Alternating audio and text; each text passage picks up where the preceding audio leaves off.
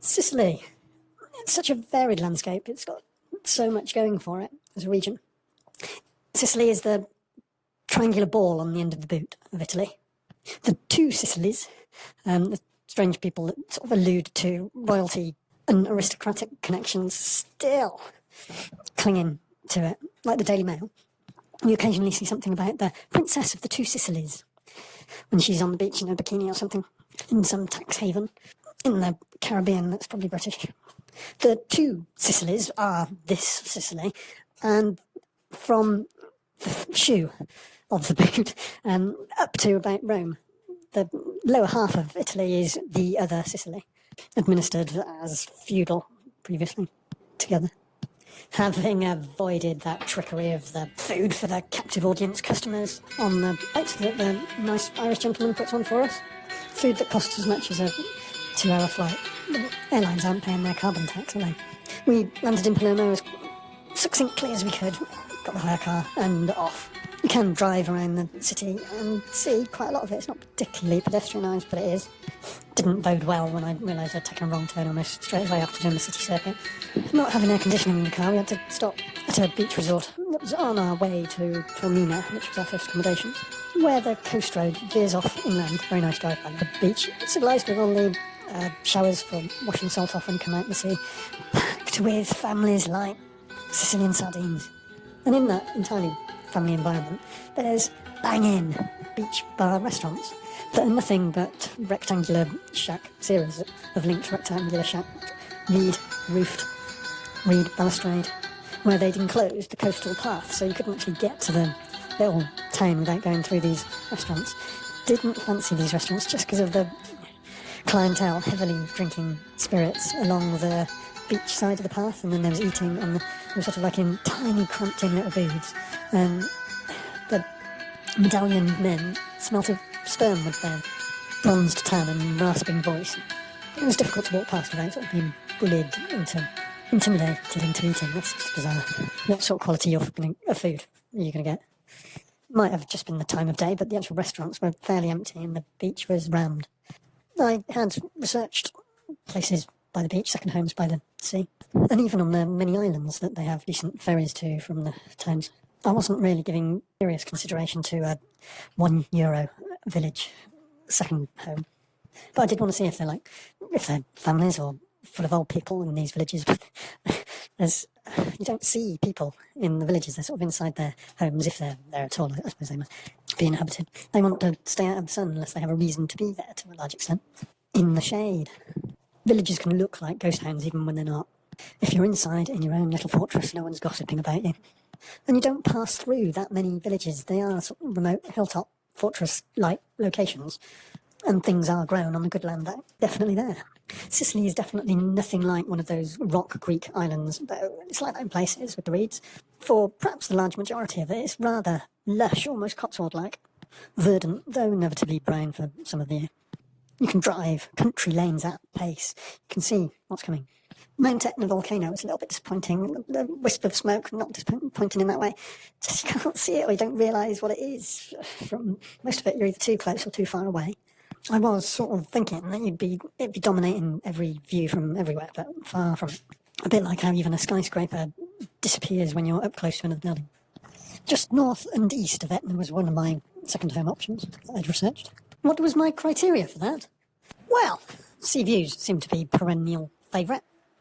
If I couldn't quite justify the cost of being a few minutes walk from the beach, coastal path, far distant up on a hill, and tick that box. The heat of Sicily was one of the main attractions there. Family means that I've got every chance of getting arthritis as I'm older, and the heat helps that hugely. And while there is the unamorous aspect of, no, don't touch me, you're too hot, you're like a radiator. Sunshine and warmth are generally conducive to a good mood, are they not? I wanted it to be near preferably adjacent to a reasonable watercourse, because I was hoping to get some hydroelectric 24 hours a day from it. A remote hermit existence would be fine, but not too far from civilization, just for practicalities. You can't grow everything that you sort of end up with seasonal glut. Like our accommodation that we were heading straight for, tired, within reach of a major tourist centre. Toarmina is moneyed. It's been renovated and decorated so that it's almost Disney-like in its Instagrammable, picture-perfect. Judging by the amphitheatre, it was in Roman times as well. What was that? More base attractions that the people offered the Romans. And we'll also say that a lot of attractive people in Sicily. Sounds a bit daft to say. I'm not just talking about the international tourists of Toarmina and their selfie-posing void of piety on the religious celebration day. I think there are so many of them, a procession a day for an extended period, just so that the numbers of people can get into the small squares and streets and spread out their income for the hotels and restaurants. There are a lot of saints' days, though, aren't there? There was a huge amount of emigration from Sicily to America. I think the Sicilians might have just got encouraged to leave, got the ugly ones encouraged them to leave. There's methods, perhaps, that Sicilians are well known for. A digression, like our hotel within easy reach for tourist centre. But for me as a person, I've pretty much given up on Airbnb type income and its associated headaches. But a villa with a pool all to ourselves. The owners were in a separate accommodation, tucked away in the air conditioning. All we had from them was service. I will get to the main story, but what put me off the streamside sea view satellite of tourist Toarmina? A black rat scurrying out of the room when you went to look. The biggest I've ever seen. Everything likes to stay outside in the shade. I know it's ridiculous really, but I would be living in the room for some time, renovating. It was a realisation that I had searching around the internet. It gave me scope and architectural vision in its site and location. We were off to Rococo architectural gem towns of the south, so far south in Sicily and Italy that you're almost in Tunisia. There is a real smaller smuggler's island halfway between the two. Once Moorish, once Greek, Roman. Though the look of the people, the mindset, as the dance tune goes, this is Africa. Play it for you, but it's so difficult to search for dance tunes. You used to be able to go into a record shop and, do you know the one that goes, that's a fairly new one, no, this is Africa. But for some of the French stuff, I've been wanting to do the one where it starts with a fairly sexy woman's voice, not breathless or anything. And she says something in French. A little bit like a train announcement, like a sexy train announcement. Do, do, do, do, do, do. And then I always think that it goes afterwards, I don't think it does. But if I'd have done that in the 12-inch vinyl shop, they'd know what I meant. Stream in, it's so restrictive. The art form that this podcast is being stifled. Rococo Noto, near Lido on the beach, and Avola, and flanked by a couple of national park reserves. That's for naturists, not soldiers. And as a note to those swinger-type naturists, how any offence might be dealt with isn't really by the police, I would have thought, if you're in one of those nature reserves swinging free. If you upset someone's daughter or son by scratching at the wrong time, it'd be dealt with by the Camorra. No one really care less what you're wearing or what you're not wearing. It's more like what's in the eyes, what's behind the eyes, how you carry yourself, your lingering gaze, and any lingering touch is just misguided. But I'm not saying you'd end up as reinforcement in some concrete foundations. Any of the many greedy and lazy would be spending time and effort into having you work for them intensively. All in any of their extended family firm, acquaintances of acquaintances and hunters, grandfather and their goat. Rococo architecture and design is the epitome of decadence, breaking of the rules, the popes that had wooden gay lovers. Motto upon the hill is more than just half a dozen competing family Rococo broken pediment churches, cathedrals, and main street of Rococo terraced palaces, and Vittoria fairly nearby, perhaps has even more going for it. You think I mean great pizza, don't you? For anyone with a first home, an apartment in a palazzo is affordable, retaining all the stucco and fresco detailing on the ceilings and walls, joinery. But I was looking down more of a secondary street for as many metres squared area as I could get for my pittance that I'd saved up that I could buy cash. I've got to slip it in somewhere. The main problem about Italy is that whether you're spending a lot of money or a little bit of money, the littlest bit of money commission that you have to pay to register the property in the first place just seems extortionate in proportion. It's high. So you buy a property for €1, but then you pay thousands to register it with the local government, national government. There is another way where you don't register your title and you just occupy, pay all your bills, and then prove some years later that it's yours. But then if it's your holiday home, what have you got? If in the case of adverse possession, you're sort of only really doing adverse possession yourself. It's the masters of coercive control. So many willing to bear false witness. The natural reserves make for great chilled swim pools. The waterfalls act like brilliant resistance pools. You never need to do a tumble turn. And there's a lot of kilometres of it. You can find your private little spot. Or join the crowd, it's always good. Youths lounge with their lovers. Well, the only places they're not chaperoned. Big families and small houses. Have I mentioned Nero wine? I don't know what on earth I look like. I need a plastic bottle of red wine. So you park up and you walk to the ravine. So I know we're going to be there all day, so I can apply my formula. If I start drinking straight after parking, I've got the hike to keep hydrated for. I can drink the fresh water in the river at any time once we're down. Stop drinking, wait the number of hours of the number of units that you've had, plus 1 hour, and then you're good to drive home. Sweating out of your way back up. And pick up some seafood for dinner on the way home. There's a string of restaurants along the street of Palazzos. Everything comes to life in the evenings.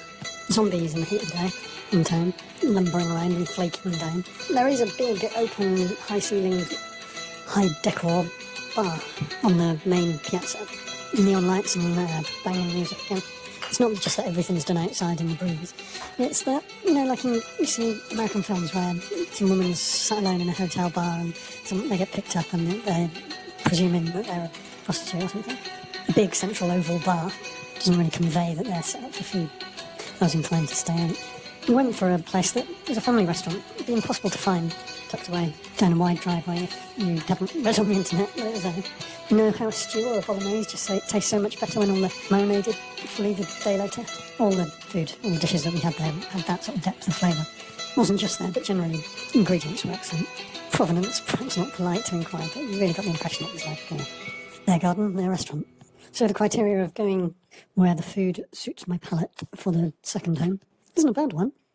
Right, I'll start the story now. We read the menu outside, like you do. Started salivating and went inside a big open plan room with the largest round tables, dozen of them, that I'd ever seen. You could probably fit a dozen people around each of these tables. I like that they were all round tables, not authoritarian head at each end. We were on the early side, hungry from our hike. We waited for a concierge-type waiter to turn up. Immediately, I'm sure there was a tinkle of a bell somewhere in the background from the door.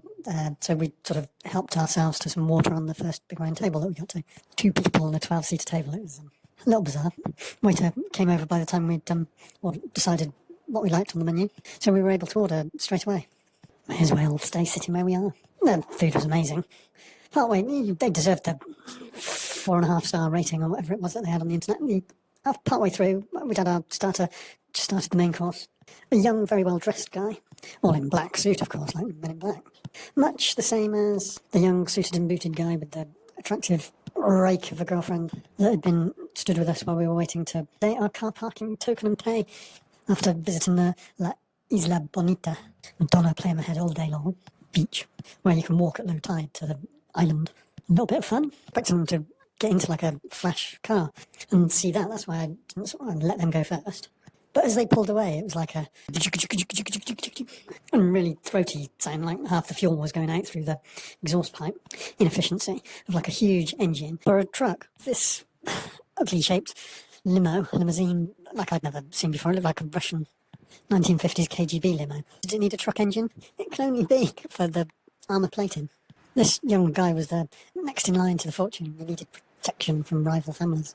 You might want me to have confirmed my suspicion with him, and he'd find it a fascinating conversation. No. He was suspicious even of momentary eye contact at the ticket machine for the car park. Why the second time I saw the guy dressed all in black? Is it a Sicilian uniform, or is there a funeral on that day? A wake or weekend? The young guy was escorted with half a dozen much older, not old, middle-aged, no, gentlemen that were perhaps in the prime of their life. They'd spent a lot of it fighting and were not yet punch drunk. Stupid. But they certainly had learnt all the tricks that they'll need in their lives. When I say fighting, it probably involved a lot of violence, but tools. These look like the bodyguards, but a fair number of them. I'm sure he'd been with his bodyguards a fair while. They all got on well enough, there was no boundaries there. They caught your attention, they made for an unusual-looking family at the family restaurant tables. Long, far distant from us, the big open area had obviously been an extension at one point, and they were sort of sat in the old linear near the kitchens. Occasional raucous laughter emanating. It sounded like they'd already had a good laugh before they'd come to eat at the family restaurant. Family friends restaurant? Customers restaurant. When they came in, one of them, that was particularly tall and particularly big in a muscular sense, looked down at us. I vaguely tried to acknowledge them without making any direct eye contact at all. He was wearing the most awful clothes, really. It was like a sports jacket, it's like a checked thing from the 1970s, and slacks, the trousers, I think they'd be called. All rather polyestery fabric. There was something of a rancid, stale smell about them, but the young guy obviously smelt of the latest. The meek waiter had, on delivery of one of our courses, sort of very politely apologised about the noise, which wasn't a problem. They seemed to be enjoying themselves. Part way through our meal, my 5-foot female friend went off to the toilet in the general direction of the linear bit of building, and the big fella in the 20 or 30 year time warp fashion went off to the toilet a little while later. This was when they first became a problem. I'd see what the waiter was worrying about. She took quite a while to come back. They thought it hilarious that their group of men past their prime were taking it in turns to keep her inside the ladies while each of them drained their pecker in the gents. She'd been gone for a little while, more than you would usually think, so I politely asked the waiter if he could make sure she's alright, because the next course had just arrived. I didn't want to just leave all the food on the table, and the waiter had enough influence for that. She came back a bit irritated, but the food more than made it, and she wasn't sure what had been going on anyway. She was trying to describe the smell of their intimidation as she squeezed past them in the toilet corridor, and seemed a little bit appeased with my "the smell of sex, the smell of suicide, and all those things you can't keep inside." It sounded like I didn't know what he had. Besides between us, all of the evidence pointed towards that their celebration was well, at least one of them, let's say the tall unmarried families, had just got out of prison after 20 or 30 years, and on a bit of group activity or something with their favourite ladies, of the night variety one night, that offshoot of that kind of business. And they'd gone out to eat afterwards, reaping some of the perks of their protection and building up their strength again before they get back to work for the next generation. We pitied them, of course, and it added a bit of local flavour to an authentic restaurant. I don't know what they were doing over at that table. They might have just been having drinks and a few little nibbles or something, because we, see, shoving it down quick. Most likely, that's it. They just shoved it into their gobs. They left, chuckling away to themselves as we were paying the bill to the waiter. Straight past us, right by the door. We left at a reasonable time before we left, not went to go on a pub crawl with them, really. When we left in the steep driveway, there was still the big fella and the smartly dressed man in black. His pop's pallbearers from the funeral had gone on elsewhere. MIB was using a little bit of English, so it can only have been talking to me. I kept it brief and carried on walking, like my parents taught me to do if I was worried that they might be an abuser as a child. I whispered to my 5-foot female friend, just carry on walking and go back to the bed and breakfast, whatever happens. You're probably really the target of their attentions, tiresome as it is.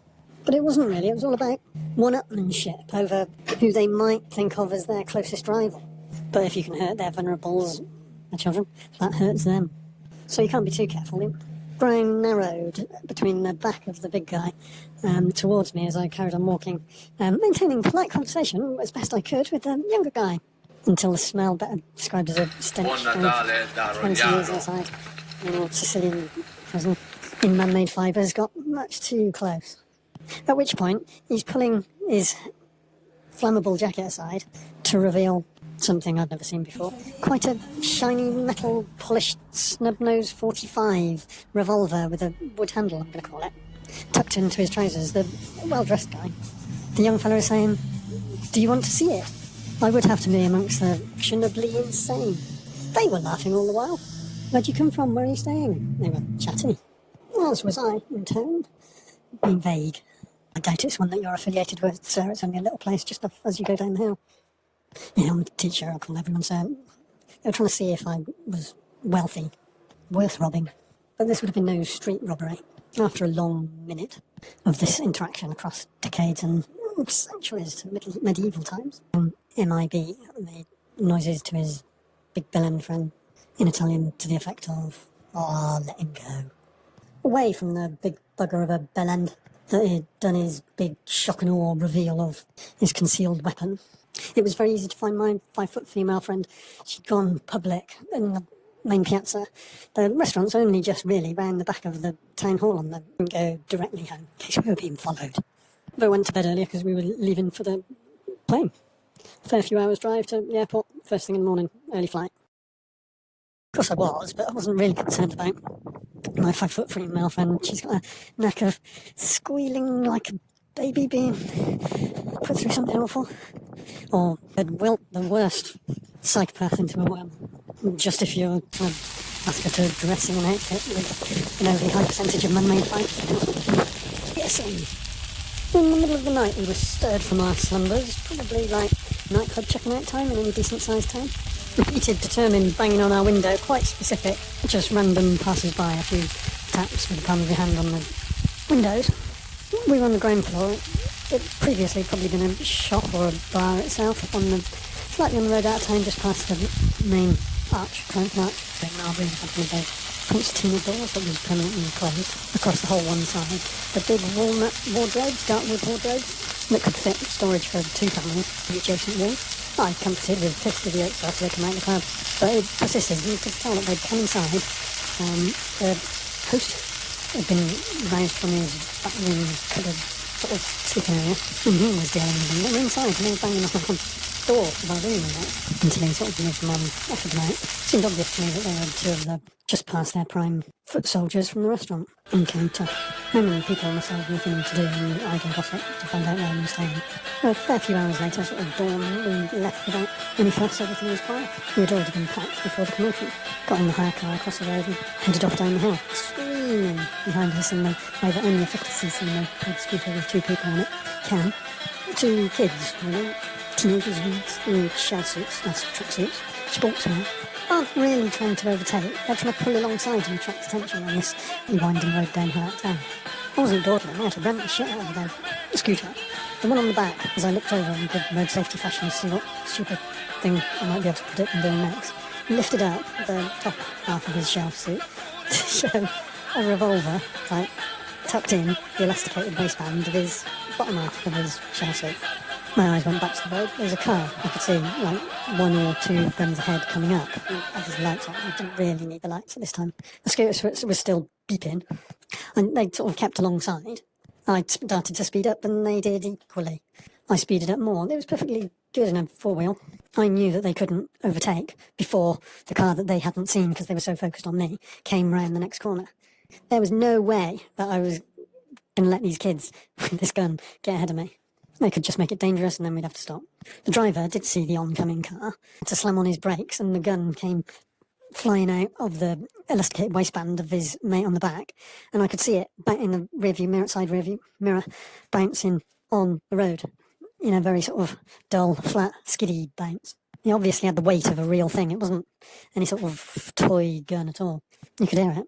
So from Noto to Vittoria, which is about an hour and a half, I drove as fast as the road would allow it. Hey, perhaps I'd be in a different criminal family's curtilage by then or something. 2 lanes of traffic jam on a motorway exit for a town, and I'm tanking it at 90 mile an hour in the 3rd lane. Long way off in the distance in my rearview mirror, I can see a light of a police car and start to hear a siren. Surreptitiously, in a bland-coloured vehicle, I slip into the 2nd lane, little slot that opened up.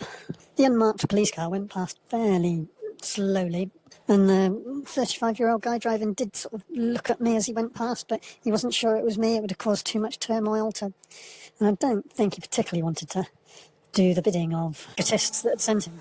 I was going truly across country after that.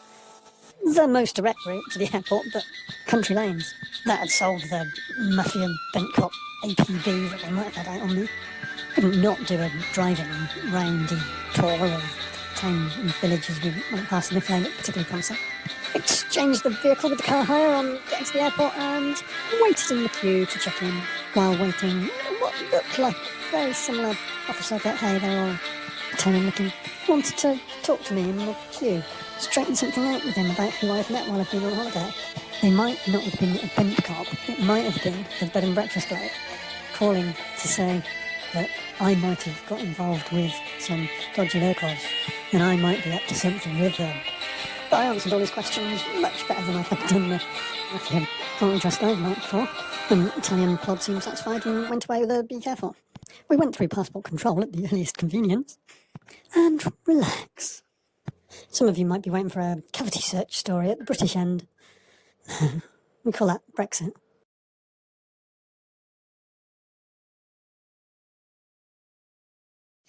All that afternoon I pondered the kiss. I went back to the Rabbit Warren Hotel and lay on my back in a darkened room, breathing in the smell of roasting coffee and raking over memories of body language in the Mezzogiorno. It's not a crime to kiss the boss of Cosa Nostra, Orlando had said that morning. Very bad taste, yes, but not a crime. Ça manque de bon ton. Orlando was merely correcting the emphasis. He knew very well it was no ordinary kiss. He knew well, as anyone, how more was involved. Like most of the rest of the story, the kiss was the men's affair. It was exchanged, if at all, in 1987. 8 years later, it was occupying the finest and most highly paid legal minds in Italy.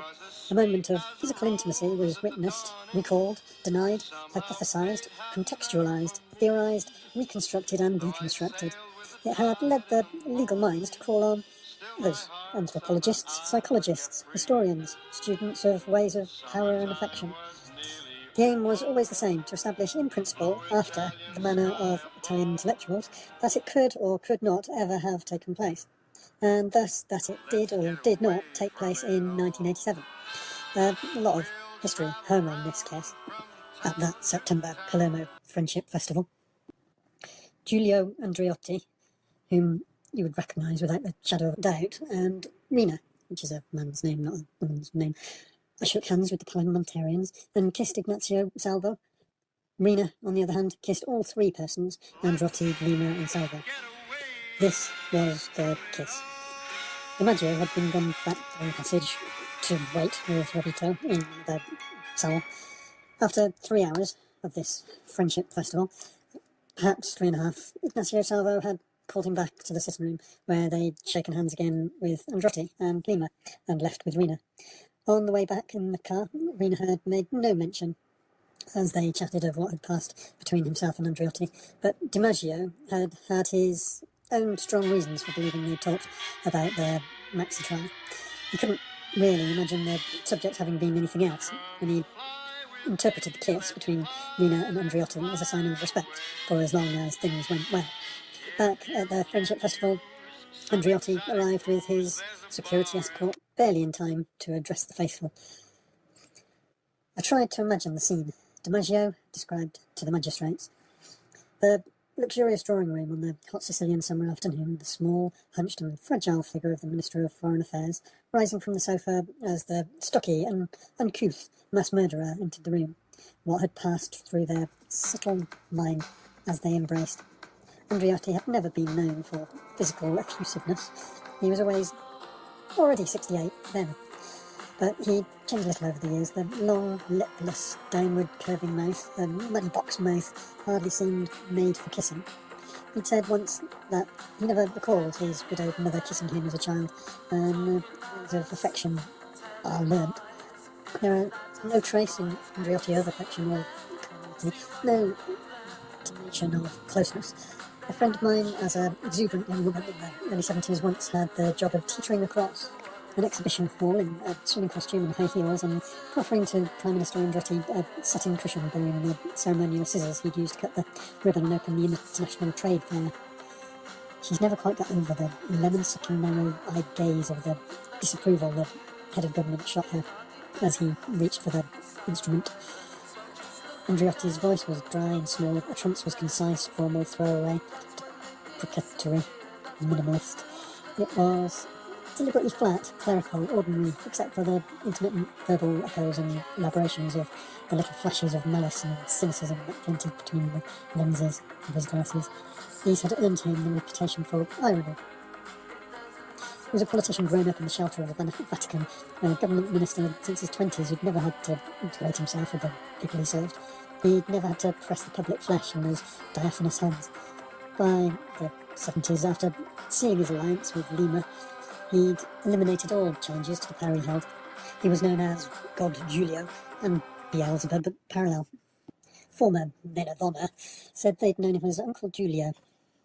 Andreotti, on the other hand, shorty, stocky country man, a peasant from Corleone without formal education. He spoke limited Italian and hardly wrote at all. He used figures scribbled in a little notebook to run a multinational business with an annual turnover of many billions of dollars. His wife had studied Machiavelli at school, which might have helped hone the family management skills. A jovial figure and an expert cook. Uncle Toarmina was said to have shown the strength of a bull when he throttled his guests after banquets. In his 10-year rise to total power across Nostra, he killed or had killed 800 men of honour. In Cosa Nostra, they'd stopped calling him Shorty and started calling him the Beast. He'd eliminated all challenges to the power he held and perfected a system that revolved around himself. What had passed through that subtle mind as the two embraced.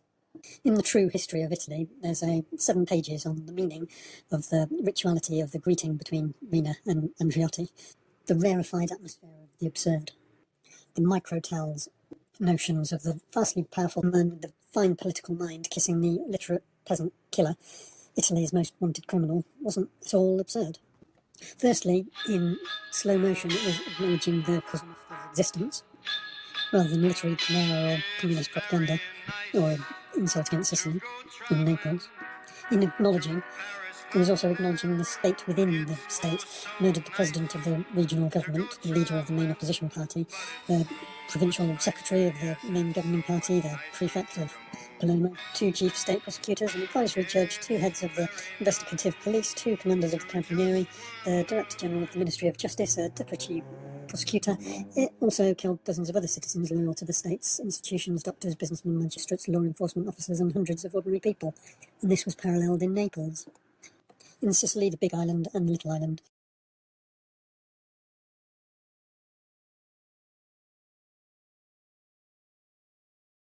We give the orders, and you don't want to wipe out the DC completely. You do what we say, otherwise we'll take away your vote.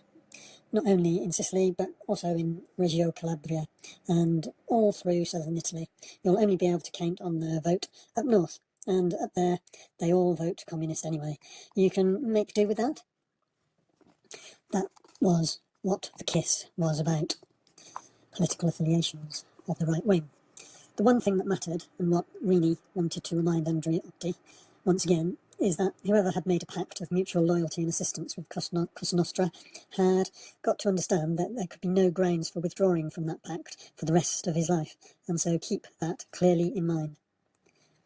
And such a meeting, the kiss, wasn't absurd at all. The kiss and the embrace were inescapable.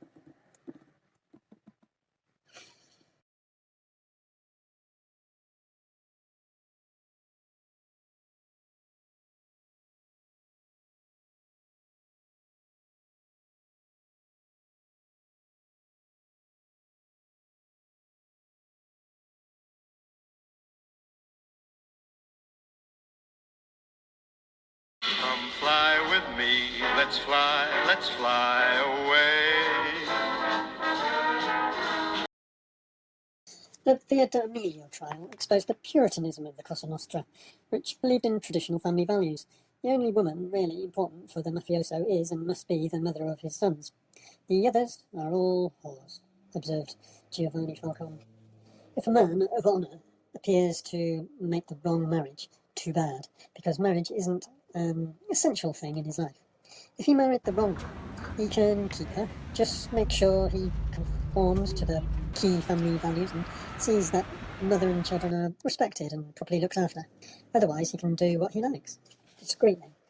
The husband went out and refined heroin or collected money or confected bombs or carried messages, and the wife stayed home and did the housework and brought up the children and had a hot meal waiting when father came home after a hard day's work killing people. She went to mass. Above all, she kept her eyes and ears and mouth shut. In return, the husband did not conspicuously fuck around. At their upper levels, marriage bonds had likely been joined for dynastic reasons, but in any case, Cosa Nostra did not believe in divorce for unhappy couples. Only death did they part, though it did often come to that. Tommaso Bergetta's problem had been his intense and irregular sex life. However, much Cosa Nostra had needed him in times of gravest crisis. Bergetta was still, from the organisation's point of view, too passionate a man. He lacked discipline, control. They felt in the cupola. The interesting thing about that judgment was that the events fully vindicated it. It was a deeply emotional sense that the Corleone had betrayed the Mafia ethic he passionately believed that made Bergetta tell everything he knew to Giovanni Falcone, as well, of course, as the fact that Rini had a dozen of Bergetta's near relatives killed in rapid succession because they were Bergetta's near relatives. Bergetta was never a pentito, but he saw it. The spokesman for the Mafia culture that had been annihilated by the barbarism of Corleonessi.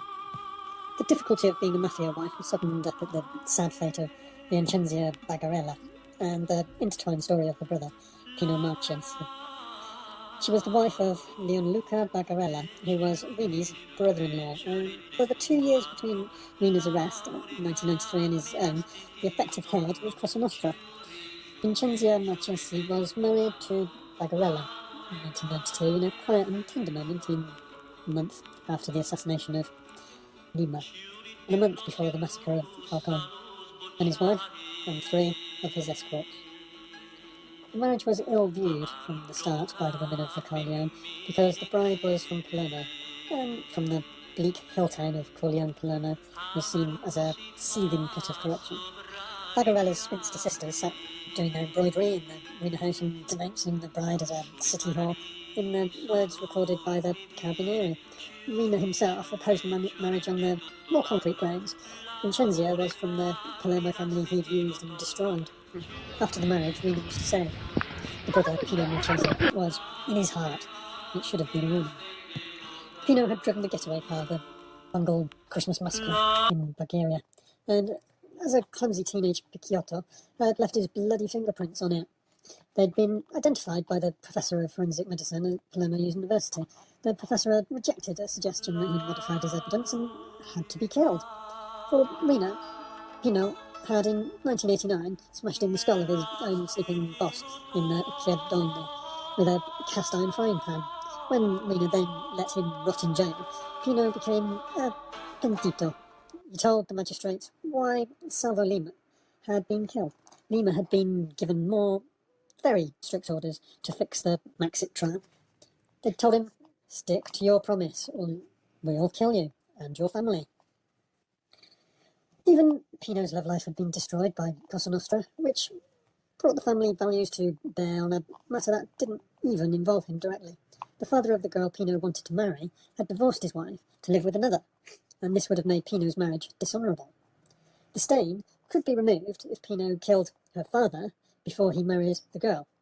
Their brother-in-law, Bagarella, and his own brother said, adding that they'd do it themselves if he didn't.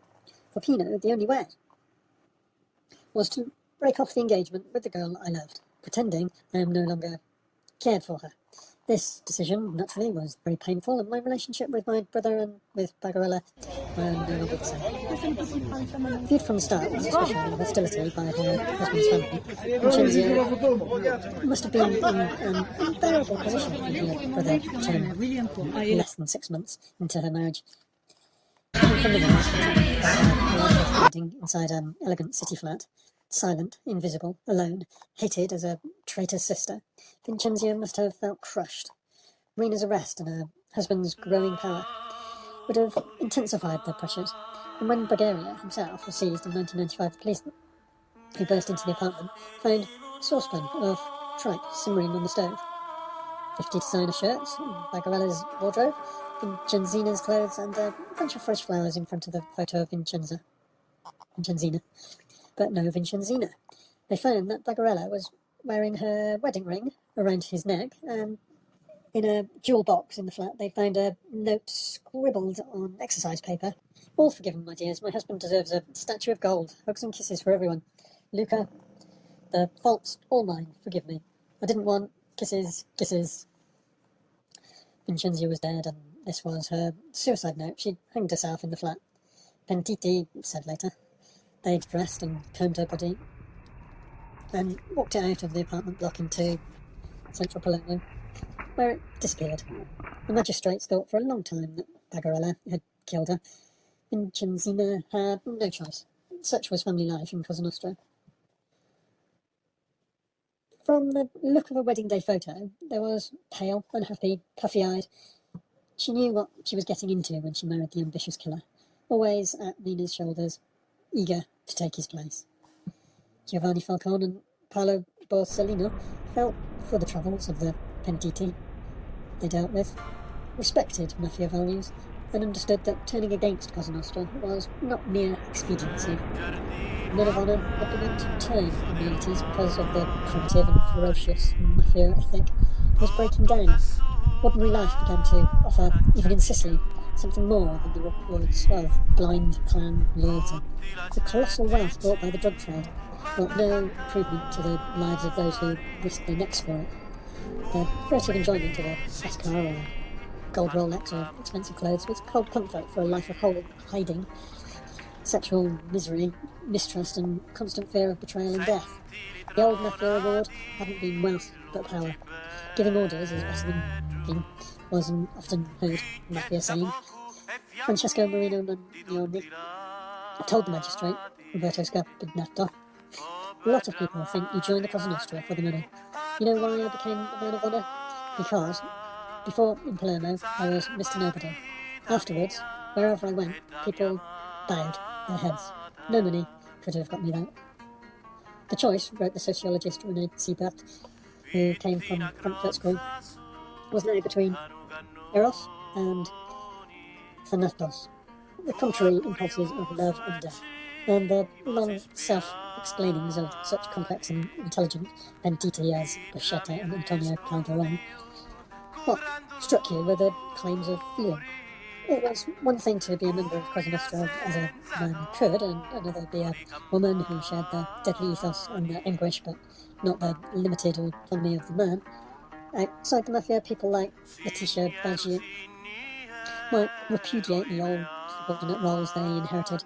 For a woman inside that world, it was a lot harder. It was Shobia who told me about Rita Atteria.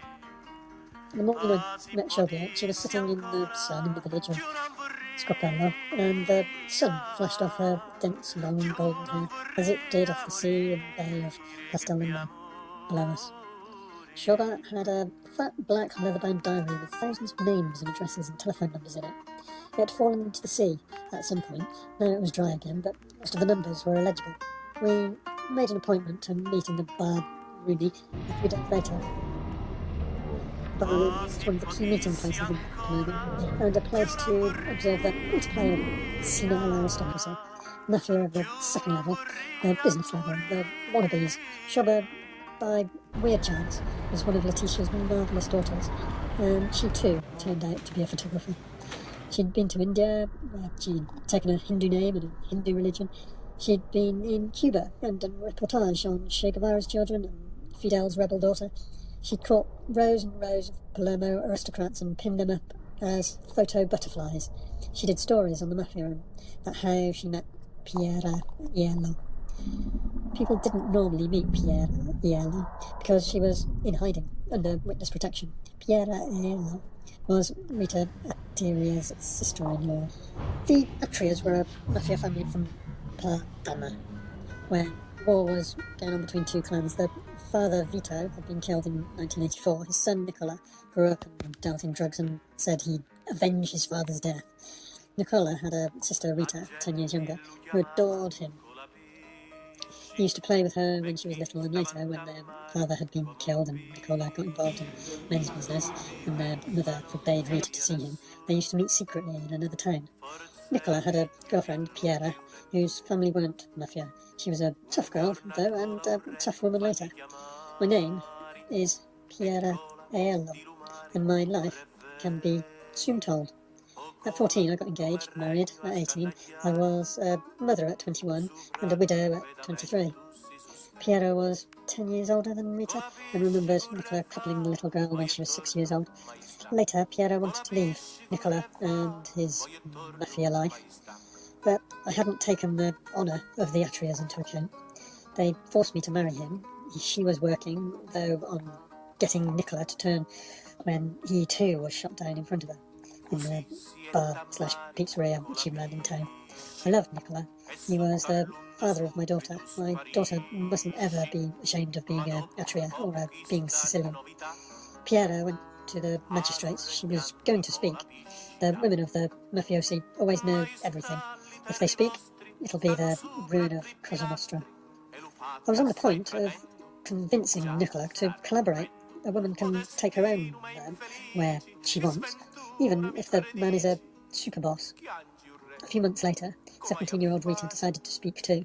Together, Rita and Piera Atria drew Paola Borsellino a map of Mafia power in Palermo. For Rita's mother, the choice was a tragedy. Having lost her husband and her son, she was now losing her daughter to the perfidious influence, she believed, of the daughter-in-law. She called them infami. Took legal action against Borsellino's office for kidnapping Rita. In their desperation, she threatened Rita with what happened to her brother. Piera and Rita were taken into a hiding place in Rome. She was a young girl, very attached to her mother, a mother who never accepted the choice she'd made. Piera remembered there were angry telephone calls, furious rows that left her in a dreadful state. But it was better than the terrible fear that surrounded her in Catania. Rita had kept a diary there. 4 in the afternoon, when I was outside, just hanging out the washing, I saw Claudio Cantancino go by in his car. It wasn't the first time I've seen him. Claudio lowered his head, but the other person moved over to get a look at me. Better to be a cage of hungry lions than the face of Accardos hatred. I can go off into the smallest hiding hole in the world and hide there forever, but if they want to, they'll find me, and then they'll kill me. 1 in the morning and I can sleep. I'm terribly afraid. This evening, it was 11:35. I heard someone knock at the door, and they went on knocking insistently. It was Andrea Downer. I know he always carries a gun. This evening he wasn't drunk. He was able to do what they'd ordered him to do, kill me and my mother. I told my mother everything was okay. I invented some excuse to calm her down, but I'm afraid tomorrow they'll kill me. Piera Aelo and Rita Atria's new life in Rome at first was almost fun, almost normal. They were sightseeing and dancing together and met other young people, but they had to keep changing house, and their minders forbade them, for security reasons, to make lasting friendships. Rita had allowed to see a young seaman called Gabriel, but she herself was afraid. She wasn't afraid of Gabriel, but of his family, and what would happen when his mother discovered who she really was. Paolo Borsellino was their one link with life back home. Borsellino had a peculiar gift of intimacy, of friendship, and he stayed close to Rita and Piera long after their usefulness was exhausted, and didn't leave them. His sister remembered that. Paolo used to talk about Rita with his own daughters because he thought of her as one of them, and because he wanted to get a better understanding of the psychology of such a young girl. He used to call her Picoridad, the little girl in Sicilian, and was like his own daughter. He was deeply attached to her. Borsellino used to tease Rita, and she used to call him Uncle Paolo. Apart from Piera, he was all the family she had now. She used to think, in Rome, about becoming a woman. She puzzled about it in her diary. I'd be a woman if I were really a woman. What little thing is it that makes the difference between me and a woman? Maybe that I haven't yet tried the pleasures of the flesh. I didn't realise how important that was. If that's the only difference, then take me out in a public place and lay me out on a bed, and only then you'll understand how old I am. I'm younger than you can know, but I'll give you such immense pleasures that your spirit will enjoy them more than you can ever dream. If there exists an adjective greater than that woman, well, that adjective will be mine. She wrote this in 1992, in the last months of her life, on July, at the age of 17 and a week, after Paolo Borsellino and his escort were blown up in the Via d'Amelio. Rita threw herself from the balcony of a safe house in Rome. "There's no one left to protect me," she wrote. She also wrote in her diary, "Before you fight the Mafia, you have to examine your own conscience. And then, after you've defeated the Mafia inside you, you can fight the Mafia that exists among your friends. The Mafia is us, and our wrong way of behaving." For a young girl who'd grown up in a Mafia family, in a Mafia town, it was too much to ask of herself that terrible summer. There were no men at Rita's funeral at Partana, apart from the local priest and no relatives. "My mother must on no account come to my funeral, or see me after my death," she'd written. My mother didn't want to come. She shut herself in her house. The milk procession passed and pressed a pillow over her face. There were a few friends from school, a few teachers, and a message of condolence from the magistrates of the district. Anti-Mafia women came from Palermo, and they were the ones who carried Rita's light wood coffin. The old priest, sweating in the summer heat, gave a blessing outside, but refused her a church funeral because of her suicide. She was a sinner. He called her a flower uprooted by a violent cyclone, chose psalms with a heavy emphasis on sin, and referred vaguely in his homily to human wickedness. A year later, when the corrupt and vicious and suicide Raoul Gardini was given a solemn funeral in Ravenna Cathedral, Paolo Borsellino family remembered this discrimination and recalled it bitterly in the statement to the press that the priest of her town refused her a funeral. A grateful thought goes to Rita Accia, dead, like Paolo Borsellino, for love of truth and justice. Rita was buried as she'd wished, away from her father and next to her brother. The photo was fixed to the stone, and "Truth lives," words chosen by Piera, engraved on it. On the Day of the Dead, 3 months later, Rita's mother came and smashed the headstone with a hammer and obliterated the photo and the words. Nobody had the right to put that picture there. Rita should be somewhere else. 4 months, for months, after Rita's death, her mother had been catatonic, spoon-fed by nuns. She managed at the end, by legal action, to get Rita's body moved to the family tomb. Piera Aiello never lost her nerve. Now and then, I go back to Patana. Sure I do. I go to visit the cemetery and pray on Rita's tomb. I go with bodyguards, so people can see me. Everyone sees me, but no one can come near. They can only look, and I walk with my head high, like a lady. This was how Piera looked on one of the women of Patana when she came back, and how she was remembered. In one of the cars, Piera Aelio was sitting in the back seat alone, even though she was protected by a lot of bodyguards. She was subdued but smiling shyly, sad at times, not at all overcome, hidden behind her mirror shades. I saw an infinite loneliness in her, a lot more tragic than I ever imagined all those years ago, when we used to go and have a cold beer in the hot summer evenings at her bar in Montevergo. The only one that stayed open late, she used to stand behind the bar, silent but uneasy, gentle but suspicious, overwhelmed by her husband's boisterousness. The woman had a message for Piera. "Remember, you're not alone." One woman, who'd been particularly angry about Rita's sinner's burial, was Rosaria Schiaffani, and she said the same. "Rita, the sinner? What sin? The sin of speaking out? We'll never leave a woman alone again." Rosaria Schiaffani knew something about speaking out and being left alone. She was 20 years old, and 2 months earlier her husband Vito had been murdered with Falcon and Morvillo, and 2 colleagues in the massacre on the airport freeway of Capri. There was a fine photo of her by Letitia, fragile and resolute, wide-mouthed, heavy-lidded eye, high cheekbone, half her face hidden in shadow. The photo reminded me of Antonello di Messina's great portrait of the Annunziata in the gallery at Palazzo Abbiatellis. Both high-cheeked faces, half in shadow, both staring directly at the viewer, the fingers of the Annunziata's right hand extended, softly commanding attention, but the gaze of both was at the same time somehow inward and unreachable. The funeral for Falcone and his wife, Francesca Morvino, and the 3 of his escort was held on a rainy day, 1992, May, in the church of San Domenico. The horror of those deaths and the sense of a terrible loss, betrayal by the state, charged the funeral with a peculiar intensity, which was screwed into its highest when Schiaffano stirred and spoke to the authorities of Italy, who'd rushed south to render homage. People have never forgotten the moment the young widow of a Sicilian policeman, a delicate and implacable woman in black, ordered the country's leaders to their knees. She spoke about her dead husband more to herself than the mourners cried in the church. He was so beautiful, she said. He had such beautiful legs. She spoke some further words she prepared with a priest's help.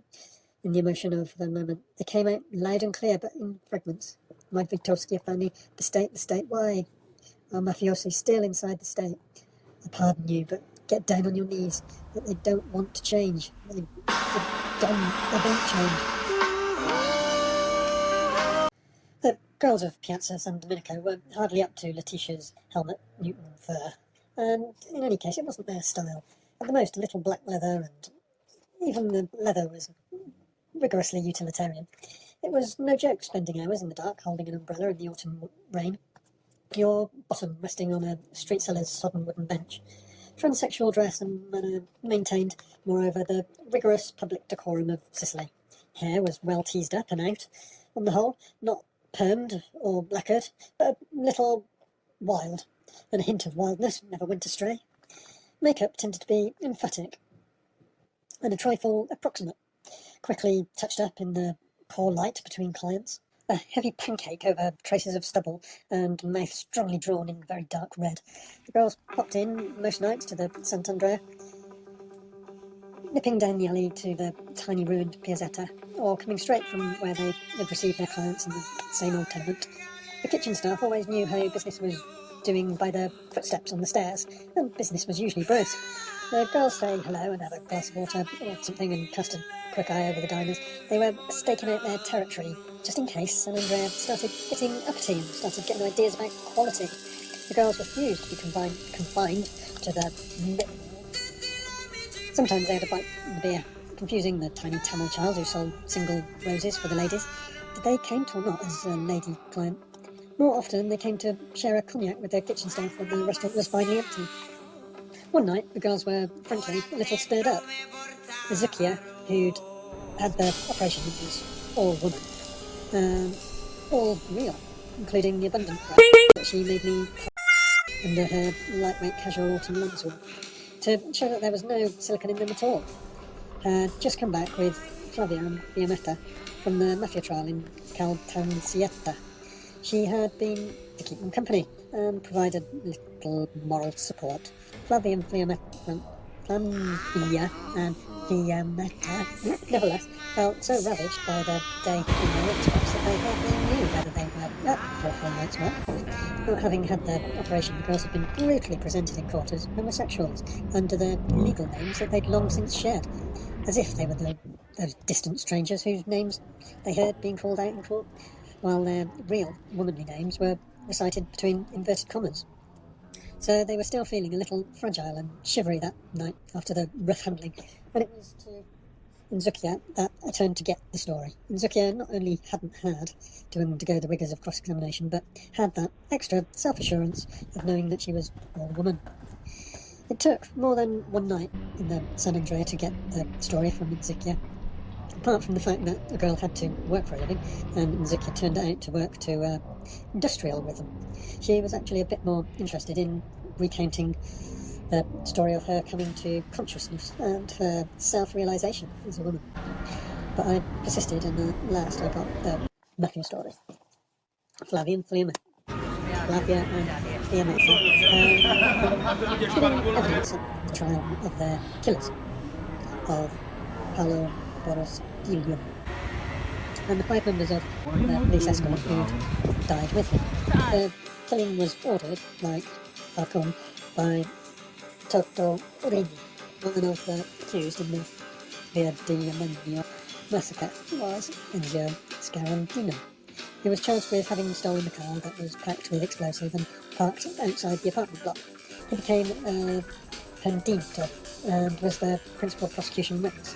The defence had mounted an assault in Scarantino's credibility. He was a liar and an impostor, they said. There was no way Scarantino could have been included in the attack because there was no way Scarantino could ever have become a man of honour. Scarantino, the defence said, was gay. They made quite a barrage. His wife and the mother of his children was sent up to recite nervously that she'd always been aware of these tendencies of her husband. Flavia and Femminielle were basically there to confirm the story of Scarantino's relationship with Margot, accent on the second syllable, whose personal tragedy this trial had become. Flavia and Flavia had all lived with Margot in the same tumble-down place handy to their work where they were young girls. 13 years earlier, Margot was now 35, had accepted a lift from Scarantino in those days before her operation. We lived together for nearly 2 years from that day on. I was in love with him, but we never had a total sexual congress. I already felt I was a woman, and he acted the man. Enzukia knew Margot, whose real name was Michaela, pretty well. She had a twin brother who also later had the operation. They came from a very good family and trained in classical ballet as children. Enzukia loved it. Taking up with Margot, Scarantino had dumped another who testified in male attire and was introduced in court as Josephine the Raver. Josephine told the court, "I loved him, and it hurt when he left me for Margot," who later changed sex. It ended badly for Margot too. She betrayed me and another woman, and we had a child by her. Margot still saw Scarantino after his marriage, she said. She saw him during his military service in Taranto, and later in Palermo too. He didn't want me to myself, and I never did. He always gave me money. His family were naturally opposed to our relationship, and whenever I called Enzo's home, they told me to get after her operation. Margot headed north to make a new life. Enzukia told me she lived in Pisa now. She married a Tuscan small businessman, and everything was just dandy until she was called as a defence witness in the Via del Emilio trial. When her husband read in the papers about her relationship with Scarantino, he walked out on them. Margot got distributed photos of herself to the journalists covering the massacre trial. They were done like Vogue covers with the title across the top, and Margot with her arms folded across her breast, hair tumbling over one side of her face and streaming in the wind. The defence was, of course, trying to muddy the waters. Everyone knew that the Meursault, a man who acts the man with a tranny, in no way compromises his virility. The defence was trying to drag in the red herring of the modern concept of the gay, of men who were sexually drawn to each other, in a region, indeed a country, where everyone knew that the true and only unmanning element was the female. The definitive unmanning was marriage. The cocky, unmarried picciotto would be transformed almost overnight into a sedentary, overweight and faintly epicene husband and father. Marriage and motherhood were the apotheosis of the southern woman, and she was prepared to put up with a lot to attain it. This meant no fucking around on her part before the wedding, and a certain formal submissiveness thereafter. Her husband's fleeting extramarital flings were ideally catered for by Enzukia and her friends, to the extent that Italy's numerous Femminielle, to use the Neopolitan name, since Naples was the city that raised Italian transsexualism to an art form, so much so that Neopolitan transsexuals were unable to match the demand. Although in the 80s, Brazilian transsexuals flooded into Italy and headed north to Milan to service the errant husbands of the boom years, a transsexual was less problematic, less challenging for an Italian husband to encounter than another real woman would have been, and made the whole thing less like a betrayal of marriage and family. The Brazilians were still coming, even to Palermo. I discovered one night, over a very late drink in one of the few places open after midnight, one such young Brazilian was wearing what appeared to be a 1950s air hostess uniform, with the insignia removed. She was complaining about her asthma, and she said flying to Switzerland the next day for treatment. I never saw her again, so maybe she did. Later that night, Pippo introduced me to an elegant person named Julia. Julia asked me whether I wanted to meet a mayor, and second little seemed a little crestfallen to hear I already had. Pipo later told me Julia was Orlando's press attaché, and I thought the appointment showed guts and gallantry on Orlando the mayor's part. And now Izukia was telling me the story of her life. She was the 9th of 11 children born just around the corner in the Vulgaria. 7 boys and 4 girls, and it wasn't clear where Izukia put herself.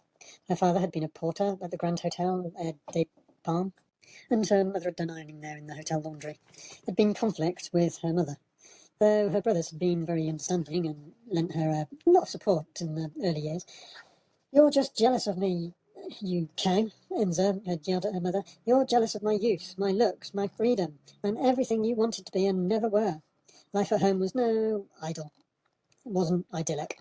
Enza's story got a little confused when she was recounting the times her brother, who was a junkie, had fought with their mother and smashed the place up and cut her, and the police had come. Recollections merged. I wasn't sure if this was the same brother at different moments or different brothers in their different stories. Enza's first real step to freedom, the second and culminating one, having been getting operated on and becoming all woman, had been going out to work for the first time at the age of 14, right there in the Piazza San Domenico. It was a big step. After that, she never looked back. "You'll never guess who my first customer was," Inzukia said, her eyes glowing fondly at the memory. "Who?" I said. She said. By now, Enza had put on a certain middle-aged embonpoint, and was, much as anything, she liked playing with her little nieces when they came to visit her in that little flat before she went off to give of an evening. She had a fairly maternal air with Fulvia and Fiammetta too, although they were no chickens either, no spring chickens. Yet they lacked Inzukia's solid self-assurance, which came perhaps from knowing she was a real woman. Flavia verged on the twitchy, and Fiammetta was given to wild, though charming, shrieks of laughter through her wildly but charmingly teased hair. Enza owned not only the flat that she lived in, but another 4 or 5 dotted around Palermo. "You'll be able to retire soon," I said. "Live off the rent?" Enzo looked at me. "Retire?" she said. "I don't rent them anyhow. I just keep them," I asked her. "You wouldn't rent one to me?" She gave me a very cool response. Not that we didn't get on. She reached down between her and gave me her business card. Inzukia was printed in big smudgy Gothic, and in smaller letters underneath for a touch of class. In the bottom corner was her mobile number. "If you're ever at a loose end in the afternoon," she said, "feeling a bit down, give me a call and come on over." I slipped the card into my pocket and said I sure would. The hotel chambermaid gave me a dark look when she found it the next day.